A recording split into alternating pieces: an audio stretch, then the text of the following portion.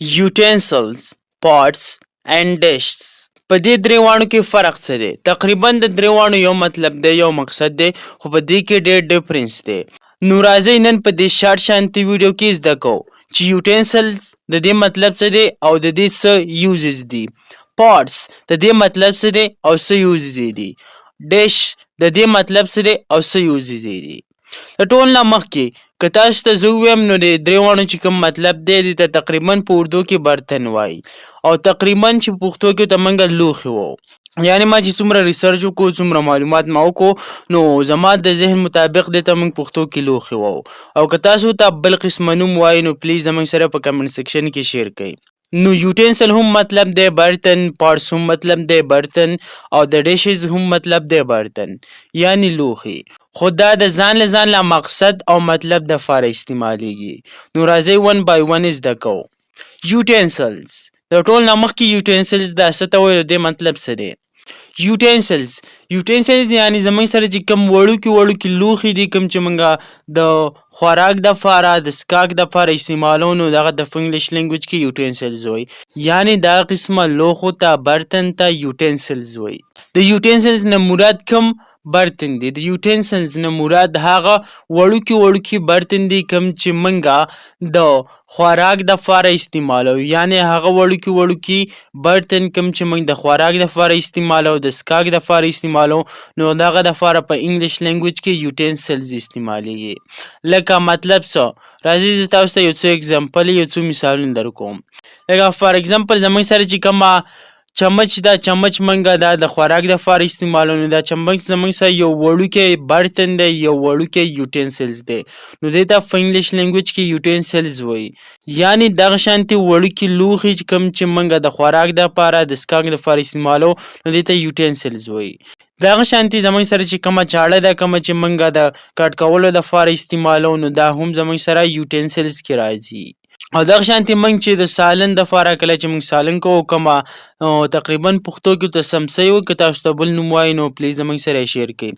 نو دغه دپاره هم استعمالیږي. یعنی هغه وړوکي لوښي کوم چې موږ د خوراک څښاک دپاره استعمالوو، دغه په مدد سره موږ خوراک کوو یا پخلی کوو، نو دغه دپاره موږ یوټینسلز چې کوم لوښي دغه استعمالوو. دا زیاتره په کچن کې استعمالیږي دا لوښي، یعنی چمچ شوه، سمڅۍ شوه یا چاړه ماړه شوه، دغه شانتې وغیره وغیره لوښي کوم چې زموږ په کچن کې استعمالوو د خوراک دپاره، د پخلي دپاره، نو دغه ته په انګلیش لینګویج کې یوټینسلز وایي. نو ویډیو تر اخره پورې وګورئ. په اخره کې تاسو ته موږ یو ټریک درکوو د کوم په مدد سره چې ستاسو یوټینسلز، پاټس او ډشز زیات شي، او ورسره به یو څو اګزامپل یې درکړو د کوم په مدد سره به چې ستاسو د دې په باره کې بالکل کوېسچن پاتې نه شي او ستاسو به داسې یاد شي چې نورو ته به یې هم ښودلی شئ. پارټس زموږ سره کم برتن دي. د پارټس نه مراد زموږ سره هغه غټې برتنې دي کوم چې موږ د پخلي دپاره استعمالوو، لکه فتیله، دیچکې وغیره. یعنی لکه پتیله شوه، دیچکې شو وغیره، هغه غټ لوښي کوم چې موږ د پخلي دپاره استعمالوو، نو دغه ته په انګلیش لینګویج کې پاټس وایي. خو دا په یاد ساتئ چې پاټس چې کوم دي دا هغه لوښي دي کوم چې موږ په نغري وغیره باندې ږدو، دغه د پخلي دپاره استعمالوو، لکه فتیله شو، دیچکې شو وغیره دغه شانتې لوښي. پاټس دا زموږ سره هغه لوښي دي کوم چې موږ د خوراک د پخلي دپاره استعمالوو. یعنی پاټس دا زموږ سره لکه فتیله، دیچکې وغیره دا لوښي زموږ سره پاټس دې ته وایي په انګلیش لینګویج کې. او دا هغه لوښي دي کوم باندې چې زموږ سره سر وي. پاټس دا هغه لوښي دي په کوم باندې چې زموږ سره سر وي او اکثر دا موږ د پخلي دپاره استعمالوو. دغه شانې زموږ سره چې کوم پریشر کوکر دی، نو دا هم زموږ سره د پاټس کیټګرۍ کې راځي. نو زما امید دی ستاسو به دا پاټس یاد شوي. پاټس مطلب څه دی؟ د پاټس مطلب دی هغه لوښي کوم چې موږ د پخلي دپاره استعمالوو، یعنی دیچکې، فتیله وغیره. نو بور کېږئ مه. په اخره کې زه تاسو ته د درېواړو کمپیریزن کوم، د درېواړو الفاظو چې په دې کې ډفرنس څه دی او ډېر اسانه سره به ستاسو یاد شي، او ورسره به تاسو ته اګزامپل موږ هم درکوو. ډیشز د ډیشز مطلب څه دی؟ ډیشز دا زموږ سره هغه برتن دي کوم چې موږ د خوراک دپاره استعمالوو. اوس به تاسو په دې کې کنفیوز کېږئ چې تا یوټینسلز هم یاد کړئ چې دا هغه لوښي دي، هغه برتن دي کوم چې موږ د خوراک دپاره استعمالوو. دغه شانتې د پاټس هم وویل او اوس ډیشز هم یادوئ چې دا موږ د خوراک دپاره استعمالوو. هو ستاسو کوېسچن بالکل صحیح دی، خو دلته په دې کې غټ ډفرنس دی. ډیشز دا زموږ څخه هغه لوښي دي په کوم کې چې موږ خوراک رالو، هغه برتن دي په کوم کې چې موږ خوراک رالو او خورو. یعنې مخکې چې موږ وویل چې یوټینسلز دا زموږ څخه هغه لوښي دي یعنې هغه برتن دي کوم چې موږ د مختلف قسمه د استعمال دپاره استعمالوو، لکه موږ د کټ کولو دپاره استعمالوو، لکه چاړه، چمچ، سمڅۍ وغیره. دا وړوکي وړوکي لوښي یوټینسلز دغه ته وایي. دیم پسې موږ ویل چې پارټس دا زموږ سره هغه لوښي دي یعنې غټ غټ لوښي دي کوم چې موږ د پخلي دپاره استعمالوو، لکه دیچکې، فتیله وغیره، او دا باندې به زموږ سره سر پروت وي. او په دریم موږ ویل ډیشز دا زموږ سره هغه لوښي دي په کوم کې چې موږ خوراک کوو، په کوم کې چې موږ خوراک رالو. نو دا زموږ سره اگزامپل شو لکه کاسه وغیره شو، پلیټس و، دغه وغیره اگزامپل زموږ سره د ډیشز شو. نو د ډیشز نه مراد دي هغه برتن کوم کې چې موږ خوراک کوو. راځئ زه تاسو ته د دې دریوانو یو شارټ کمپیریزن در کومه، یو شارټ خلاصه در کومه د کوم په مدد سره چې ستاسو د یو کوېشن هم پاتې نشي او داسې م یاد شي لکه ستاسو چې د مخکې نه یاد وي. نو یوټینسل دا زموږ څخه هغه لوښي دي کوم چې موږ د یو چیز د کټ کولو دپاره، د یو چیز د پخلي دپاره استعمالوو، لکه فار ایگزامپل زموږ سره چاړه شوه، زموږ سره چمچ وغیره شو یا دغه شانتې نور برتن شو. پارټس دا زموږ سره هغه برتن دي کوم چې موږ د پخلي دپاره استعمالوو، یعنې پارټس دا زموږ سره غټ غټ برتن دي. او پارټس دا خبره همیشه په یاد ساتئ، دا زما د ذهن نه وتې وه چې پارټس دا زموږ سره د خاورې لوښي هم کیدی شي. پارټس دا زموږ سره د خاورو لوښو ته هم موږ پارټس ویلی شو.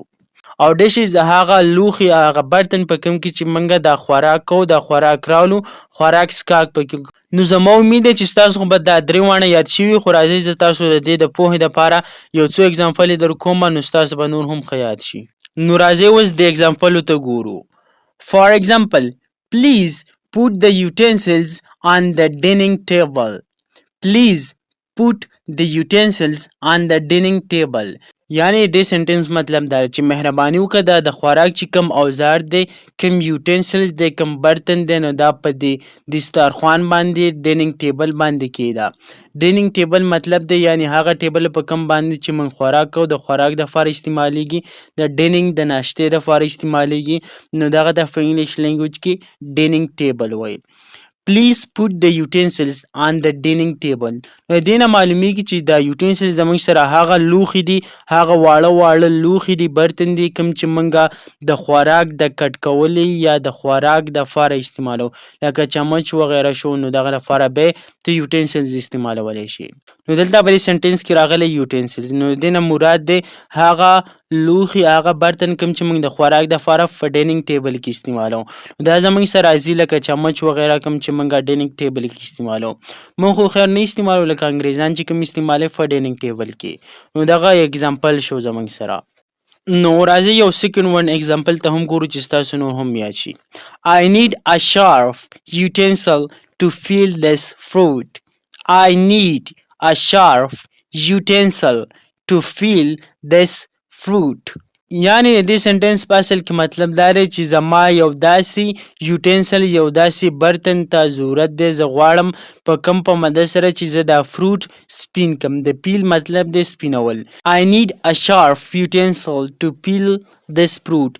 یعنی زما یو تیره اوزار ته ضرورت دی، لکه فار ایگزامپل ته د دې نه مراد اخیستلی، زما یو تیره چاړۍ ته ضرورت دی چې زه پرې دا فروټ سپین کړم. نو یوټینسل مطلب هغه واړه لوښي کوم چې موږ د خوراک دپاره د کټ کولو دپاره استعمالوو، لکه چاړه، چمچ، سمڅۍ وغیره، دا وړوکي وړوکي چې کوم لوښي دي د ضرورت. نو اوس راځئ د پارټس اگزامپل ته هم ګورو. فار ایگزامپل she put the rice in a large pot. She put the rice in a large pot. یعنی هغې په یو غټ لوښي کې چاول واچول. She put the rice. د rice مطلب د چاول. in a large pot په یو غټ لوښي کې. یعنی هغه په یو غټ لوښي کې چاول واچول، یعنی په یو غټ دیګ کې هغې چاول واچول. نو دلته د پاټ نه مراد دی یو غټ لوښی، یو غټ دیګ وغیره، په هغه کې چاول واچول. The pot is very hot, don't touch it. The pot is very hot, don't touch it. یعنی دا کم دیګ چې دی دا ډیر ګرم دی، دې له لاس مه وړه، یعنی مې ټچ کوه. نو په دې سنټنس کې پاټ استعمال شوی، دې نه دا معلومیږي چې کوم برتن موږ یادوو نو دا زموږ سره غټ برتن دي. نو the pot is very hot, don't touch it. یعنې دا کم دیګ چې دی د چاغولو دا ډېر ګرم دی نو دا مه ټچ کوه وبه دې سوځي.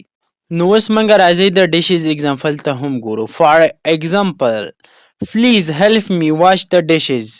please help me wash the dishes. یعنی زما سره د لوښو وینځلو کې مرسته وکړه، مدد وکړه. please help me wash the dishes یعنی زما سره په د لوښو وینځلو کې مرسته وکړه، مدد وکړه. نو دلته زموږ سره راغلی ډیشز یعنی دې نه مراد دی کم لوښي، دې نه مراد دی هغه برتن په کوم کې چې موږ خوراک کوو، خوراک هم کلی دی یعنی پلیټ، کاسه، کټوری وغیره.